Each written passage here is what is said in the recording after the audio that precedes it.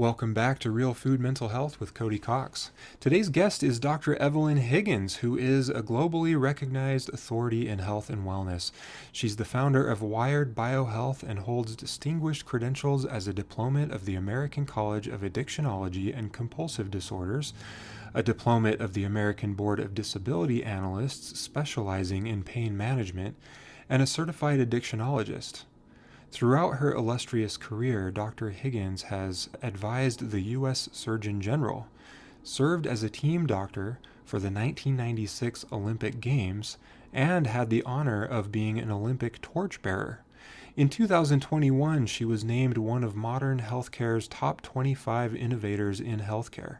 With over 35 years of clinical practice and consulting, Dr. Higgins has spent more than 17 years advancing the science of health optimization, wellness, and recovery, with a particular focus on behavioral wellness. She is the author of the Dr. Higgins Guide to Health and Wellness and the Mystery of Happiness. As a keynote speaker at the 2024 Addiction Studies Institute Conference at Ohio State Medical Center, a TEDx speaker, and a panelist at prominent international events, including the 2022 International Society of Substance Use Professionals Annual Conference in Abu Dhabi, Dr. Higgins is a leading voice in the convergence of epigenetics, neuroscience, and holistic health. Before we get into today's episode, are you feeling drained, struggling with sleep, or battling anxiety? If so, I have something special just for you. Introducing the 5-week online program called Restart. This interactive, transformative program is designed to help you boost your energy, improve your sleep, reduce anxiety, detox from sugar, enhance digestion, and enjoy better overall health using real, wholesome foods. Imagine waking up feeling refreshed, lighter, and embracing each day with confidence. Join us for this life-changing journey and take the first step towards a healthier you. Visit beavercreekwellness.com/restart for all the details and to register today. Don't wait. Your path to vibrant health starts now.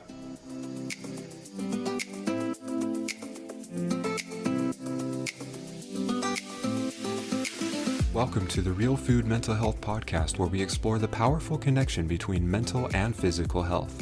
My name is Cody Cox, a holistic nutritional psychotherapist, and I'm here to guide you on a journey to true wellness, mind, body, and spirit. If you're tired of quick fixes and want real solutions that address the root cause, you're in the right place. Let's get started on your path to lasting wellness. Welcome back to Real Food Mental Health with Cody Cox. Today we have Evelyn Higgins. Welcome, Evelyn. Thank you, Cody. My pleasure to be here with you. So tell us a little bit about your story and what you do. Sure. So, kind of the what I do part, and then I'll go to the why I do what I do. We have a patented lab panel that looks at biomarkers related to addiction, mental health, and as well as overall wellness. But how that even all happened is the part of the story that's both professional as well as personal. Been in practice in integrative pain medicine for 6 years now, I think.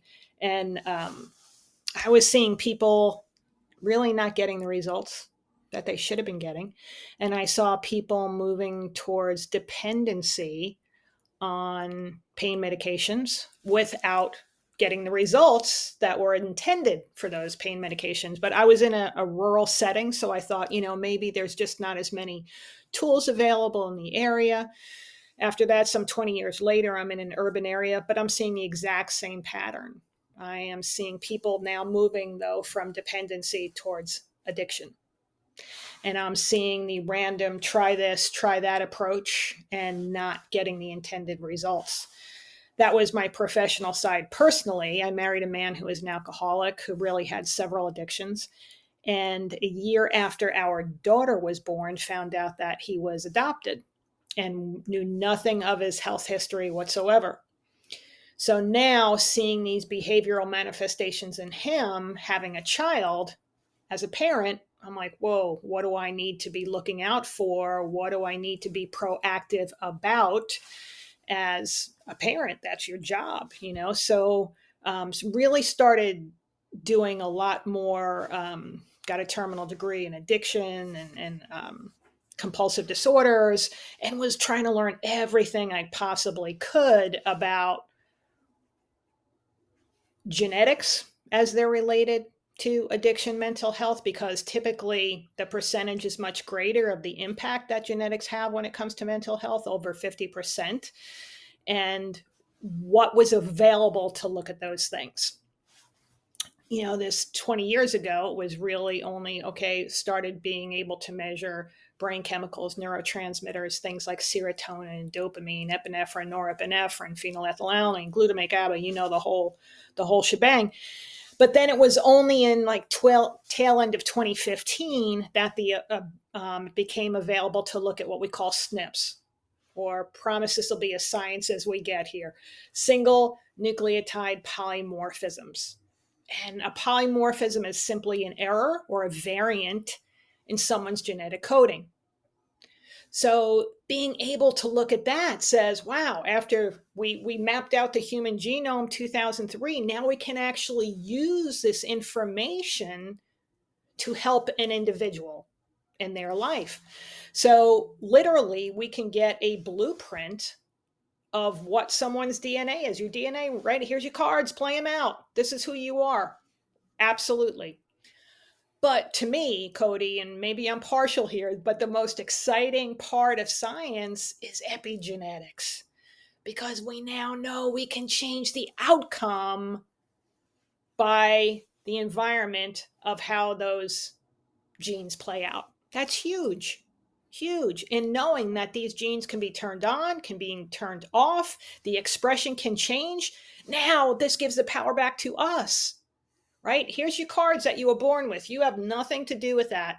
But we now know if we create environmentally from everything, that means who we hang out with, what we put into our bodies, right? What toxins are around us, the stresses that we put ourselves into, the stressful conditions, all that becomes our environment. We can change the outcome. Huge, huge, huge.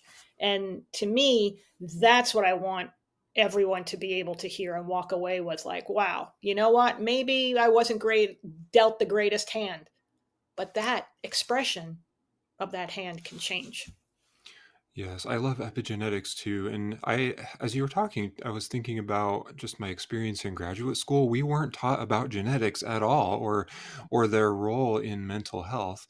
And I would even think that most therapists would say that it's out of scope of practice for therapists. And I would argue to the contrary. I think this is a very important component to the mental health of our patients. So you mentioned the SNPs, or the polymorphisms. How do you determine whether somebody has one of these? Sure. So the lab test is a buccal swab, cheek swab, right? And with our panel, we look at 85 different biomarkers in many different areas of one's health, from the neuropsych genes themselves to inflammation genes, inflammatory genes, autoimmune genes, detoxification genes, something called autophagy. We've known about autophagy for 100 years, but it was only in, I think, 2016 that a Japanese physician won the Nobel Prize for understanding the intercellular relationship of autophagy. It's kind of like the garbage man of your cells. Every day, cells die off.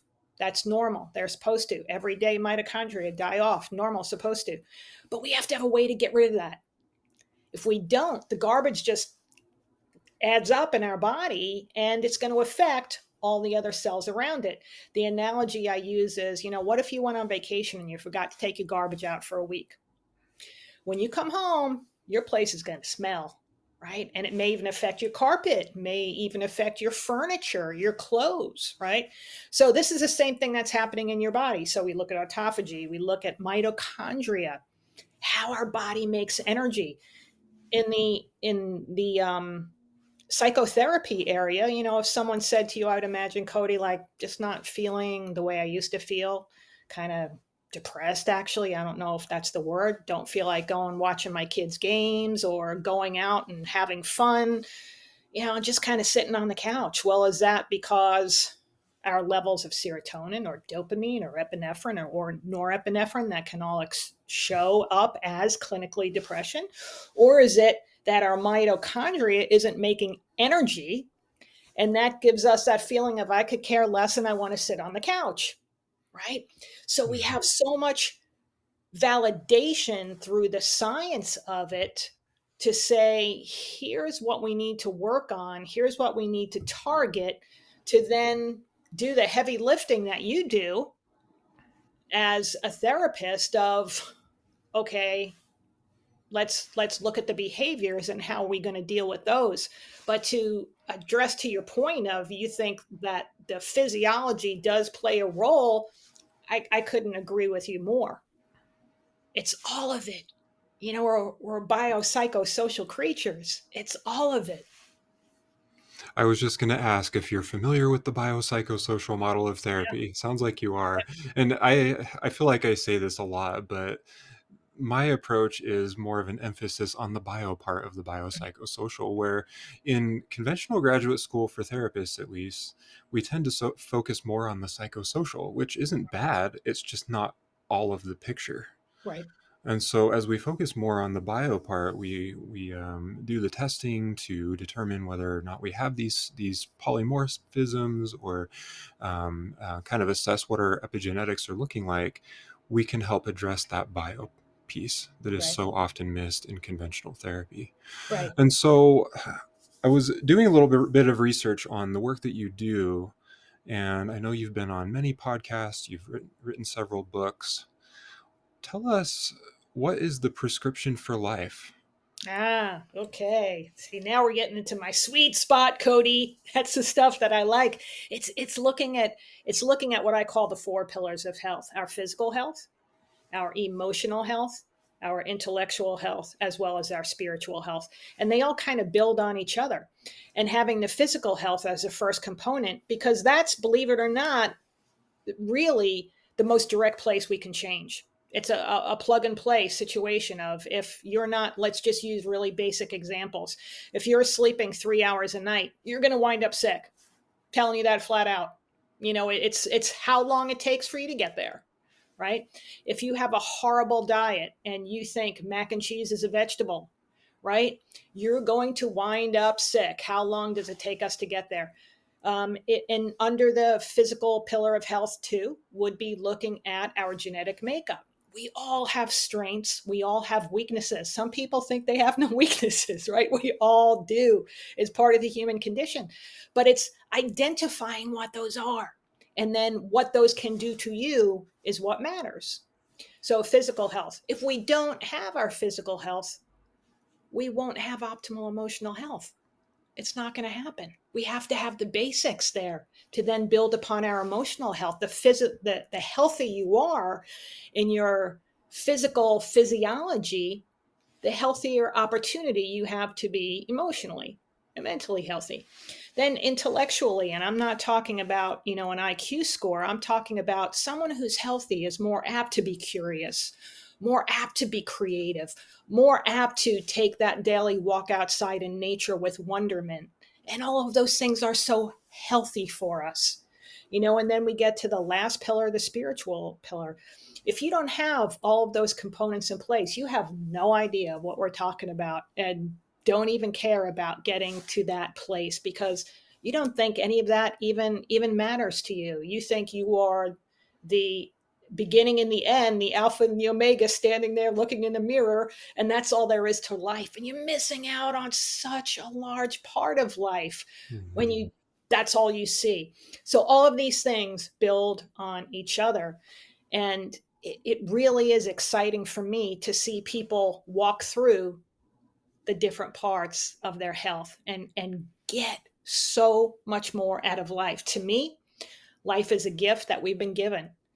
And so often you see people not realize it's a gift or not live it as if it's a gift until it's no longer there. And there's now the timetable is much closer to the end of it. And all of a sudden it's like, wow, I never really saw what I was given every day. Every day you wake up with the opportunity to hit reboot, right? Start all over and let's go for it. What am I going to pack into this day? Whether it's packing in relaxing, giving yourself that freedom, or I want to get these things done and accomplish these, whatever that is.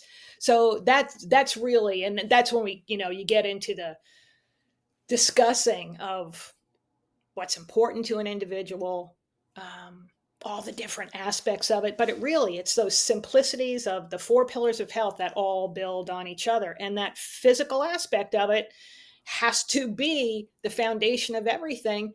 And it's actually the easiest to make the changes to if you want to put in the work and follow.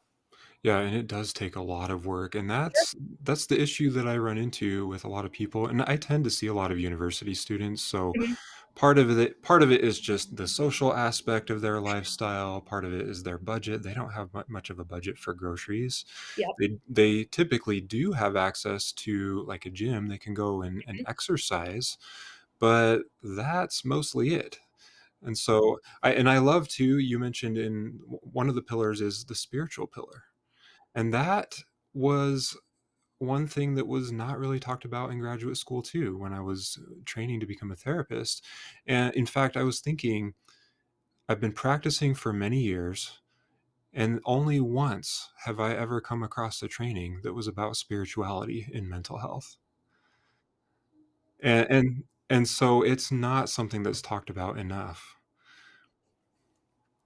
And I think, Cody, and I don't know if you agree or disagree with this, but I think because a lot of people never even get to that place, that point of let's have that conversation, um, that it's not something on their radar because they're,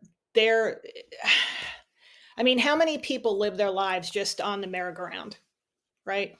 So it's not even on their radar of there's this whole other aspect of life that I haven't even begun to touch yet.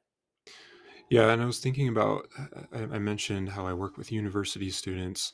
They're so busy. And the rest of us are too. I mean, let's be honest, we're so busy. And maybe that's why we have such a hard time with that spiritual pillar. Yeah, yeah, I would. Because as we focus especially on the money aspect of things, we've got mortgages, we've got rent, we've got other bills to pay, which means we have to have our full-time job, sometimes even more than a full-time job to Yeah, pay those bills, yeah, which leaves very little room for spirituality. right. But then coming back to the bio side of the biopsychosocial, which I'm kind of inclined to say biopsychosocial spiritual, coming Mhm. back to the bio side, if you were to just give general advice to just a broad audience, what would be the most important thing to address that bio part of the biopsychosocial? Um, I guess even from teeing it up with a lot of students who are your patients would be the attainable things that don't have to cost a whole lot of money, which are the basics like sleep, fundamental to life. Used in warfare, in isolation, and not allowing someone to sleep for a reason because eventually it'll kill them. We're supposedly more connected than ever before, or have the opportunity to be more connected than ever before. However, we are seeing loneliness as an epidemic. As human beings, we're not meant to live in isolation. And you could be living in isolation, yet be doing things where you see other people every day and interact with them, however, still extremely lonely.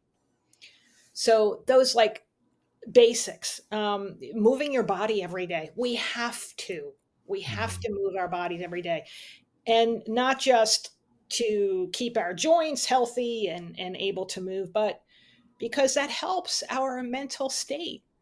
That's a free drugstore in our bodies to start making these chemicals, these endorphins, the serotonin rays, our dopamine rays. That's a drugstore, and it doesn't have to cost us anything. So it's even possible without having to spend a lot of money to say, what are the basics? And am I doing checking the box on the basics or not? Right? Great starting place. Yeah. Really, what I call the honesty inventory. I'm not your teacher. I'm not your principal. I'm not your dean. You don't have to tell me how you live your life and it's just not working. Be honest to yourself. Are you really cognizant of those things? And then are you doing everything to help you? I think we all have a general idea of how to be healthy, but we're not really following it. Correct. And I was thinking, like, I mean, we're all taught various principles, like don't eat sugar. I think we can all agree that sugar is bad for us. Right. Or certain other things, particularly processed foods. But are we taught the right things? I think in most cases, no. Hmm. We're not taught the right things, but then also it doesn't really stay with us as we get older because we get distracted, like I said, with just our everyday Yeah. financial stresses, Yeah. responsibilities, whatever it is. If we can just get on that healthy lifestyle and stay on it, we're going to be so much better off because we're addressing that bio side of things. Oh, absolutely. And in my training, I'm also a certified nutritionist. My training is a very foundational approach. So, Hmm. not so much on the functional side of things, although we did allude to that a little bit in the training. And but the foundations are all about addressing those basic lifestyle factors, the nutrient dense diet, the Yep. sleep, the stress, the blood sugar regulation, digestion. So just these simple things. And I mean, yeah, there's some deep science that go into a couple of those, but some simple lifestyle habits can make a huge, huge difference. And if you're listening to this podcast, it can be as simple as just making one change a day. Yes. So, and I've heard it said before, maybe it's just you're changing by 1% at a time or even less than that, Yeah. but practice makes progress, not perfect. So all we care about is making that progress. Absolutely. And I would agree with you. I tell people when they're trying to make new goals, let's say it's with food, first off, I'm like, eat the rainbow. The more, dense the food, the more variation of the colors, the more nutrients you're going to get out of those foods. But if you really never eat fruits or vegetables and you say, I'm going to show her, I'm going to load up my plate, you're not going to be doing that a week later. I'm like, just add one, and really be mindful of that and taste it and Mhm. then observe. Did I feel anything different in my body and the way my body and my mind was able to live out that day?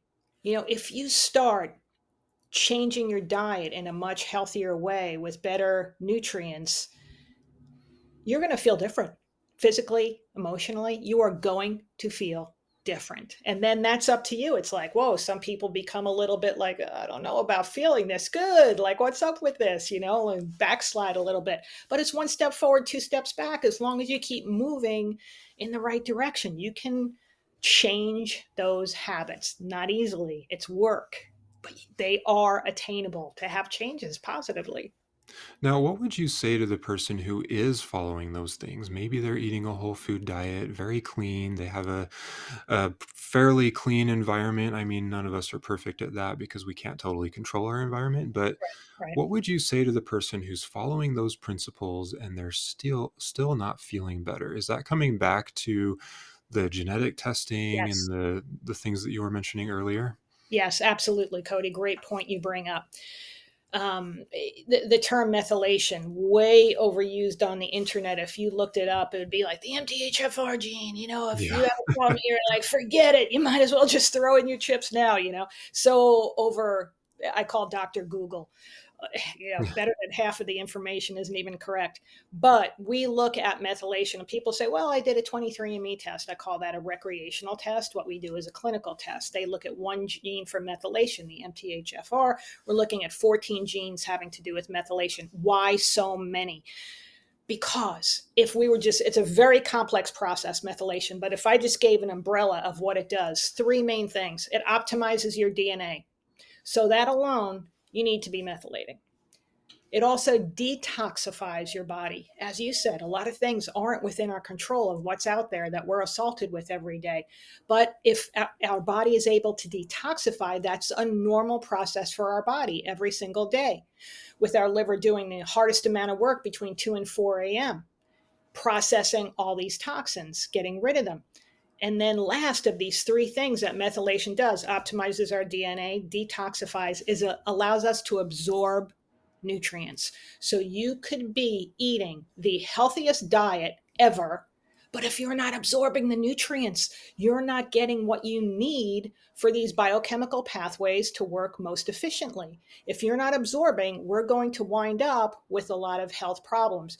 So that would be a genetic situation of let's look at these biomarkers and see within this category if you're even absorbing. So, if a person is having trouble methylating, what would you have them do to improve that? So it would depend on, like, we're looking at the complete picture here with more than just the one methylation gene. It would show me with where we find these variants. Does it have to do with methionine? Does it have to do with glutamine? Does it have to do with L-methylfolate? Does it have to do with homocysteine? I'm going to be able to pinpoint within the biochemical pathways where we're having the problem and then say, here's what we're going to do to optimize that. Okay.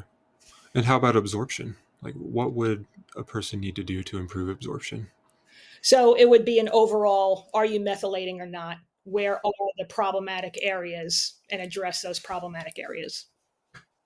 Yeah, So, I did mention sugar earlier, which is a really, really common addiction.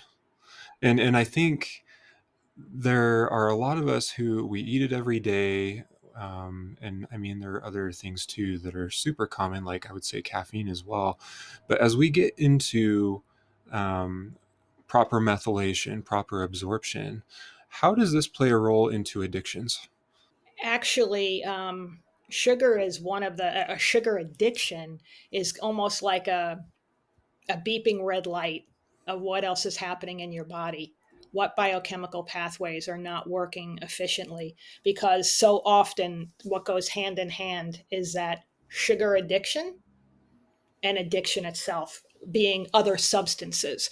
That might be your substance of addiction, but often hand in hand with alcoholism, often hand in hand with heroin use abuse is sugar because the biochemical pathways are so similar. Hmm. Your body is trying to get that fix, literally, that fix.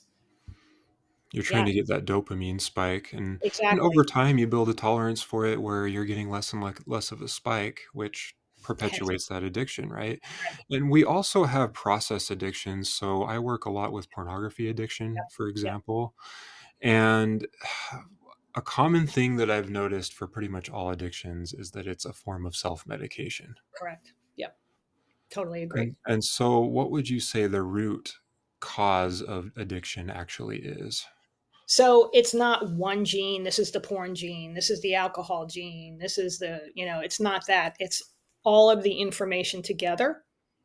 And there are specific neuropsych genes that would have to do with addiction itself in a broad base. But when we're talking about example of why is it porn for somebody versus alcohol, it is seeking that self medication and reaching outside of yourself, probably not even knowing that that's the beginning of it. It's just like, whoa, I did that and I felt so much better. That becomes the addiction. And then for a lot of people, there's addiction swapping. Like, okay, I'm not using alcohol right now, but I'm using XYZ. Put in another one because you're still trying to change the resting state of this, Hmm. right? So it's all of these different pieces together. But I totally agree that it's the everybody in our life, we've all got the big T's, the little T's. What did that do to you? Right? The traumas. What did that do to you? Then, on top of that, our genetic makeup.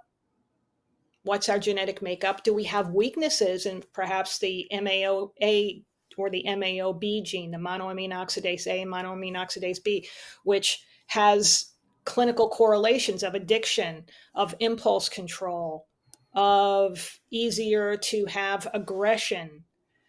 So, depending on what your makeup is, now life happens and it happens to all of us. Something happens, you're trying not to feel. You start reaching outside of yourself, not even knowing I'm self medicating right now. But boy, when I do this, I feel better. So, this is now my go to for life. So, we're talking about genetics and addiction. Intergenerational trauma comes to mind. And Hmm. I did hear a couple years ago that it's like 6% of our health is actually genetic, where the other 94% is actually the epigenetics that we've been talking about. But then I'm always still wondering about that 6%. Could that be part of the intergenerational trauma that could lead a person to having a predisposition for an addiction, such as whether it's sugar, caffeine, video games, pornography, etc.? Yeah. Yeah, I would say yes to your point. I would say yes, that intergenerational trauma, it is passed on, and then you look at the habits that we grow up with in our families and the go-tos that create those habits. What are you trying not to feel in your family unit, right? That then gets passed on as here's how you deal with this or here's how you deal with that, not even knowing that that's what people are doing. No one would want to pass on to their loved one something that's not going to be beneficial or hurt them, but Right. in not even knowing how these habits on top of physiology gets passed down. Like when people are like, well, my dad died at 55, I'm just going to live it out because I'm not going to have a long life. No, no, we can change these things from habits. That's one part of it, but our physiology now we know can change. So if we want to, everything is there to end up differently. Yeah, and I mean, there are certain things we can do before conception, such as like if you're just eating a whole food diet at least six Right, months before conception, that can make a world of difference for that child. right, right. But then what happens if that child is already born, or maybe there's a mother who's listening right now who's currently pregnant and didn't know Mhm, this stuff before? mhm. What can they do to improve that? Start with where you're at. You hear this today. Today's the day that you make changes and you start eating a whole food, dense, rich diet for you and for the fetus that you're bringing into the world. It's a game changer. Everything.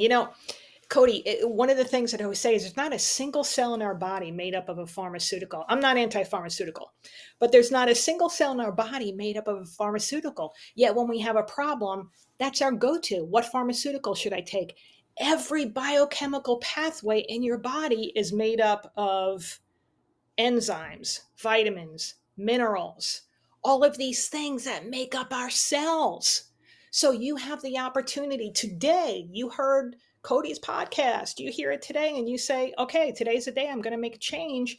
And you start implementing those things. I guarantee you, your outcome will be so much better for you, for the baby, and for the overall being. And then what you're teaching that can then be taught to the next generation and the next generation. And I often have to wonder, we're talking about intergenerational trauma and how we can prevent that biologically, but there could be a spiritual component to that too. Oh, And absolutely. that's where it's like, how do we address it? And it's taking small steps. Yep. And Yep. it's like you were saying, Evelyn, just start now. Yes. Start now with what you know and Yep. just build upon that. Yep. And build upon making you the only thing you can control is you.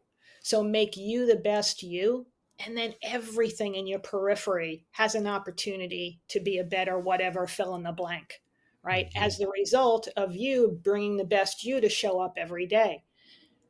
That's how these things can change. That's how spirituality comes on your radar as something that's like, wow, this is actually real and nobody talks about it.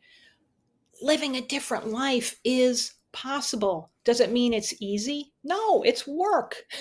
It's work. You have to do it. It's more than reading about it, but it's doable. I mean, even one of the most simple pieces that I talk about within spirituality is gratitude. And gratitude is a muscle, just like you go to the gym for every day to make your body work as well as it can.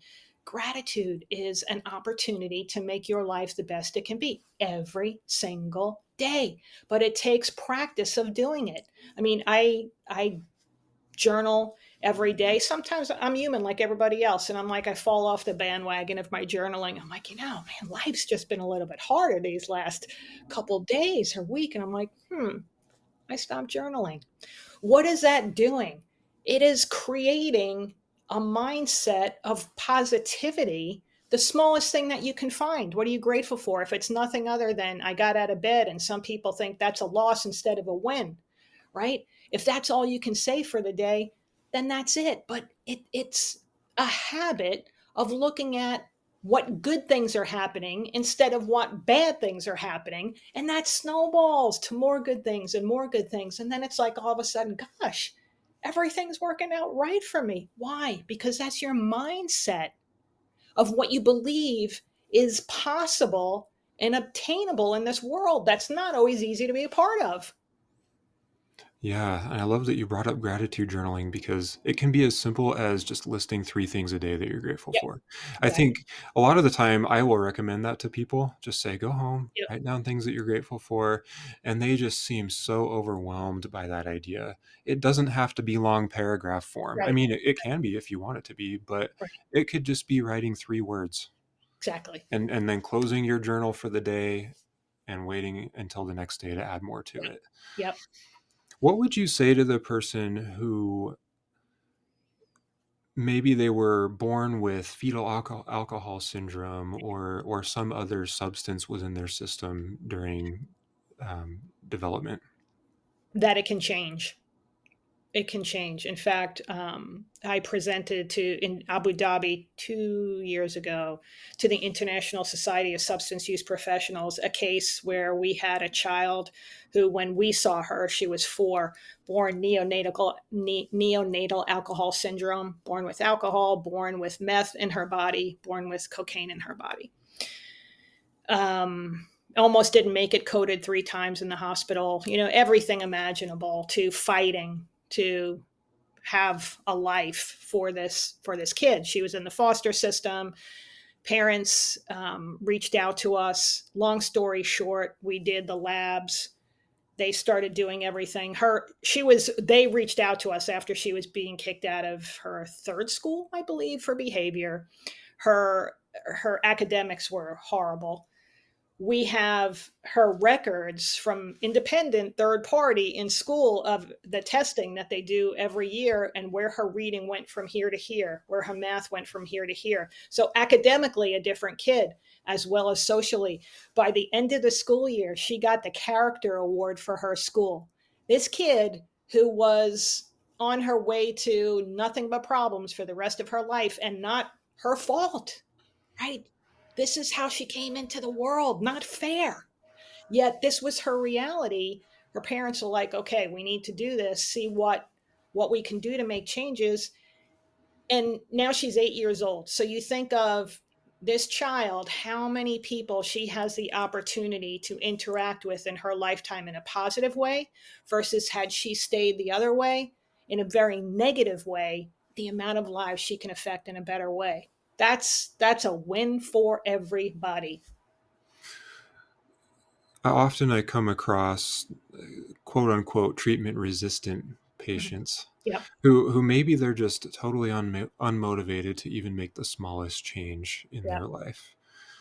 What are some ways that you could help a person like that?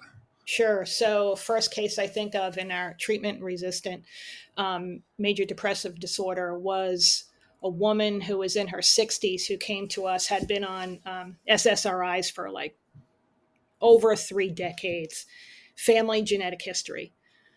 Dad, alcoholic, son died by suicide. So, a heavy genetic component here.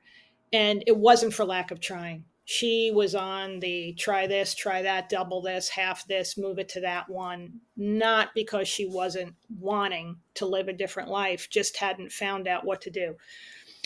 She came to us, we did the labs, created a recommendations, worked with her psychiatric nurse practitioner and her psychiatrist, found a hybrid of what she needed, what we were missing with her lab tests and her medications, and finding the dosing when we're doing it all together that was good.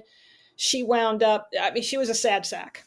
It was difficult, when some people are just we're all humans and we're trying to help, but you're sucking the life out of me, kind of thing. Like, and by the end, I joked with her because she met a man in her support group after her son had died by suicide. They wound up getting engaged, married, and I said, I want to be your bridesmaid, like joking around. But her everything in her demeanor had changed. This is someone who, when I talked to her, couldn't find a smile anywhere, and she was enjoying being alive.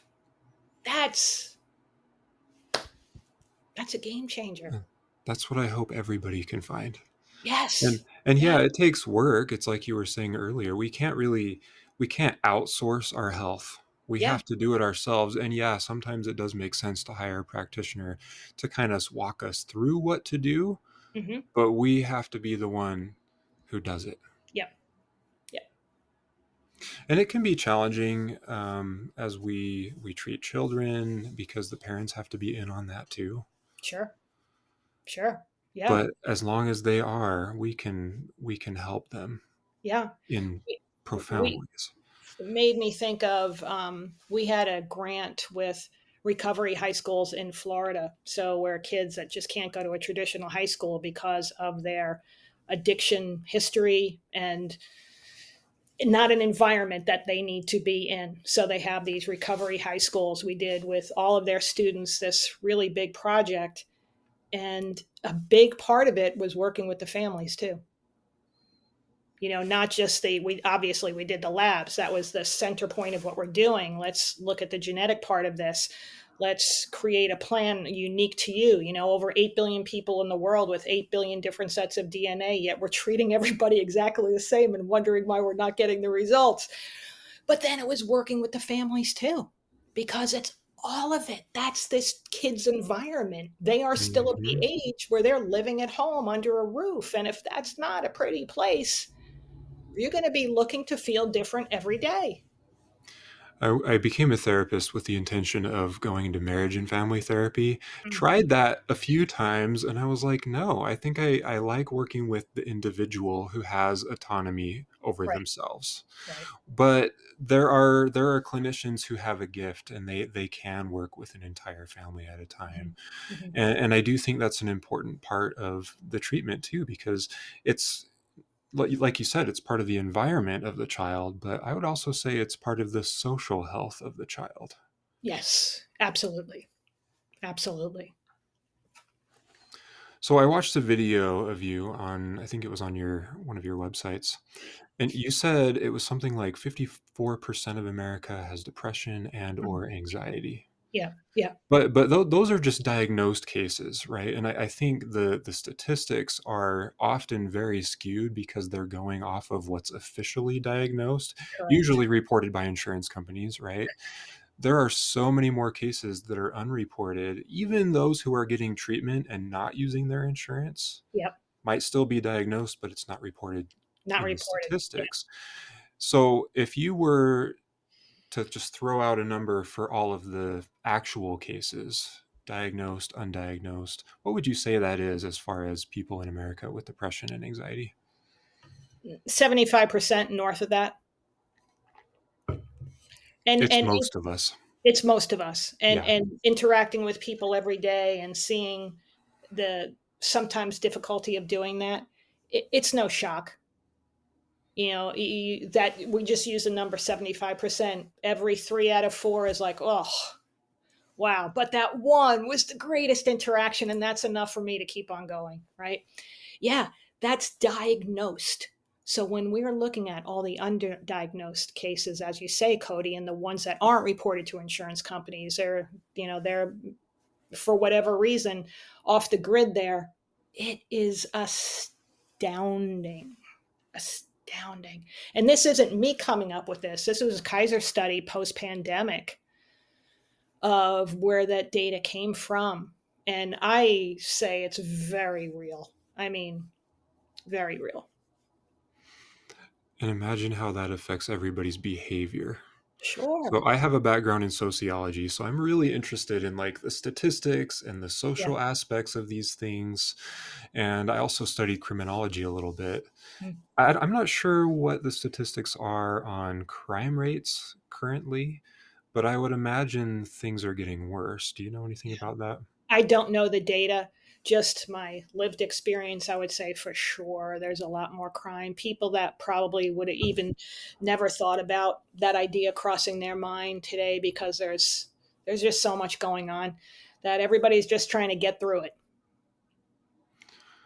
Yeah, and it's like we were saying earlier, everybody's just so busy. We've got so many responsibilities, and we can't really slow down to take care of our health, but we Right. need to.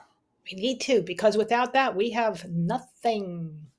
Nothing. We need to make the time to go Yep. exercise on a regular basis. We need to make the time to make a healthy meal, and if even if we're not making it ourselves, there are ways to get it, to Right. get that nourishment that our body Right. needs from you're hiring somebody else to do it, or you're sharing the responsibility with your roommates or family members.